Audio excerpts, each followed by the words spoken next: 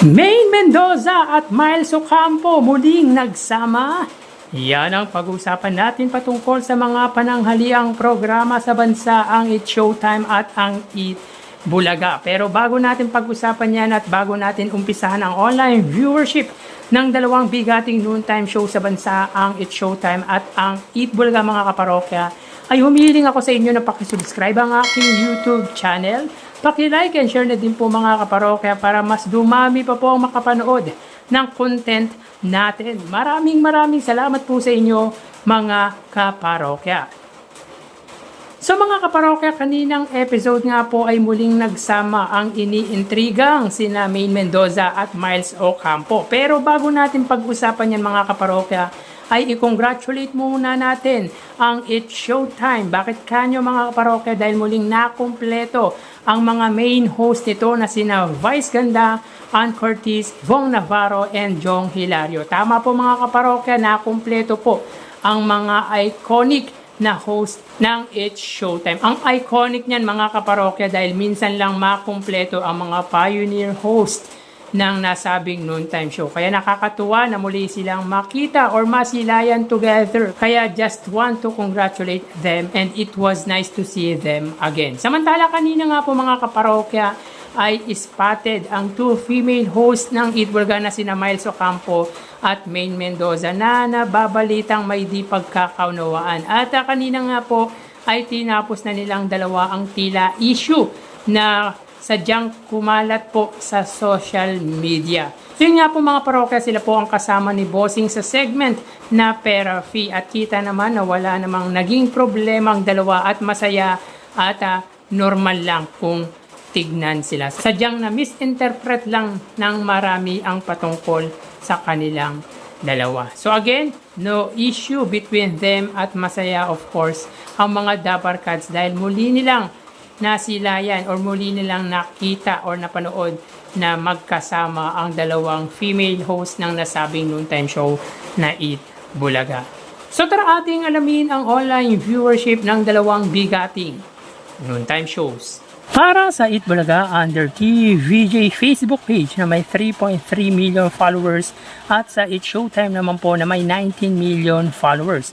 So sa oras na 2:07 PM, ang It's Showtime po, mga kaparokya, ay may kasalukuyang segment na Tawag ng Tanghalan. Samantalang ang Eat Bulaga naman po ay The Clone. So both noontime show po, ang segment nila ay singing contest.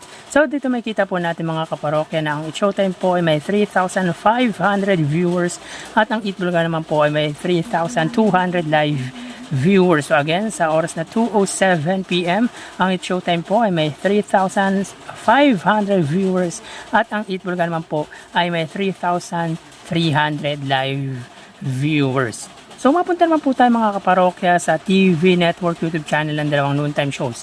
Unahin po natin, mga kaparokya, ang It's Showtime under po yan sa GMA Network YouTube channel na may 39.3 million subscribers. At para naman po sa Eat Bulaga, under po yan sa TV5 YouTube channel na may 2.51 million subscribers. So sa oras na 2:08 PM, ang It's Showtime po under GMA Network, sila po ay may 25,000 viewers.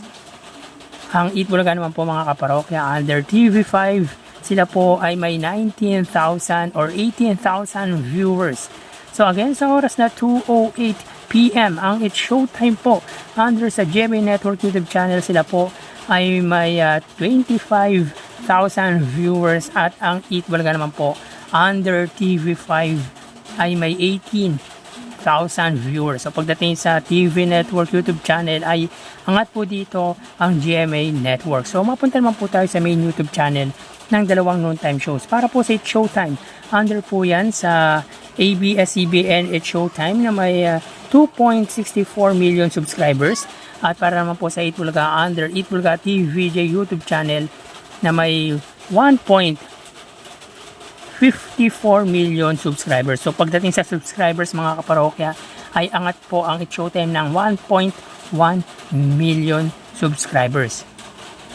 Sa oras na 2:09 PM, ang It's Showtime po, sila ay may 65,000 viewers at ang Eat Bulaga naman po ay 112,000 live viewers. So again, sa oras na 2:09 PM, ang It's Showtime po, sila po ay may 65,000 viewers at ang Eat Bulaga naman po ay may 111,000 live viewers. So, bali ang total na nakuha ng dalawang noontime shows ay